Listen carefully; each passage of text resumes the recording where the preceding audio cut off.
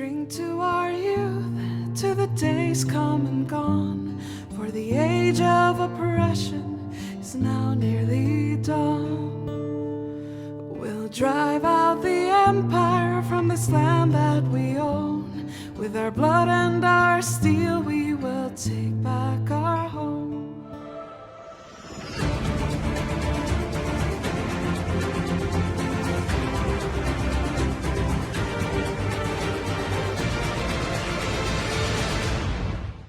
I'm just going to have to go ahead and say it. The recent video of the CEO of YouTube receiving a Free Expressions Award, which by the way itself is sponsored by YouTube, is nothing short of pure cringe. And is also a fantastic example of just how out of touch with reality YouTube as a company is these days. And it's not solely due to the fact that YouTube is giving itself an award either, although that is certainly a large part of it. But even so, I would still have to say that there is a far bigger reason as to why this video is getting ratioed so hard. And it ultimately has to do with the sheer levels of doublethink required to give someone an award for promoting free expression, and then in the very same video celebrating this award, also go into great detail on how this person actively censors their own platform, including for people who, by their own admission, have not even broken any rules. And not only that, but in the video they are also trying to still spin that as somehow promoting free speech and free expression. Yes, you heard me right. According to YouTube's logic, actively engaging in censorship against people who haven't even broken the rules is considered promoting free speech and free expression. And the absolute brainlet that is arguing this presently runs one of the biggest social media platforms in the world.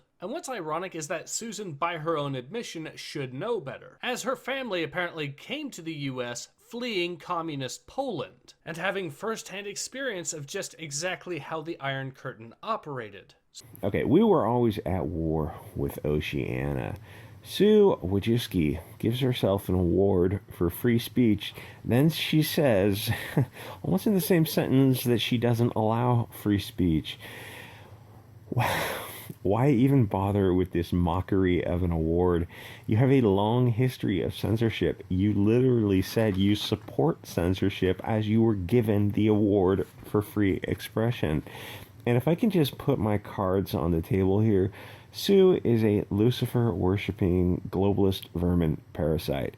YouTube is nothing more than a tool for propaganda. So in light of this, I've decided to come up with a new nickname for Susan Wojcicki. From now on, I'm going to be referring to Susan Wojcicki as the Iron Curtain of social media. A name that I hope you'll agree fits given the circumstances. So let's go on to my thoughts on the video itself. Well, while I would like to say that perhaps YouTube may take the thrashing that is received in the comments and likes to dislikes ratio as a lesson, and perhaps even reflect on what they've become, at this point I don't exactly see the people running that company to be mentally capable of the basic critical thinking skills required for that. It would instead appear that it is quite beyond their capacity. So instead, the only real hope is perhaps Susan Wojcicki's inevitable replacement. And given that she has taken a company that at one point was indeed profitable and has instead proceeded to run it straight into the ground, one has to wonder just how much longer that will be. Because let's face it, the current situation for YouTube is simply untenable in the end.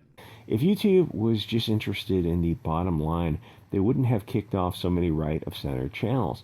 I don't even know if I'm allowed to name those channels, but you probably know who they are if you're listening to me. But they all had followers who brought traffic to YouTube. YouTube was willing to lose that money to push a globalist narrative.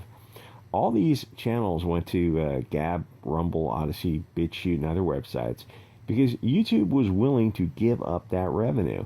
They gave all media platforms a chance to seize a little bit of market share and create a booming alt video market.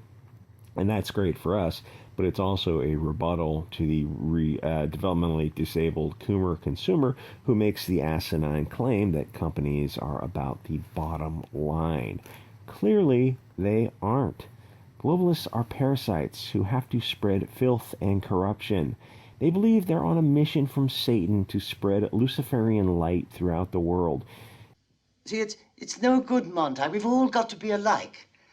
The only way to be happy is for everyone to be made equal.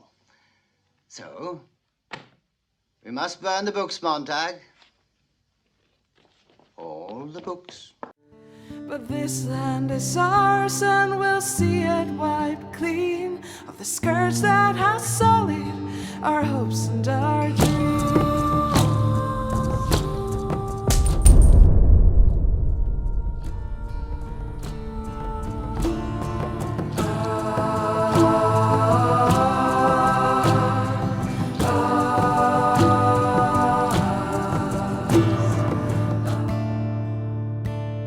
We drink to our youth, to the days come and gone, for the age of oppression is now nearly done.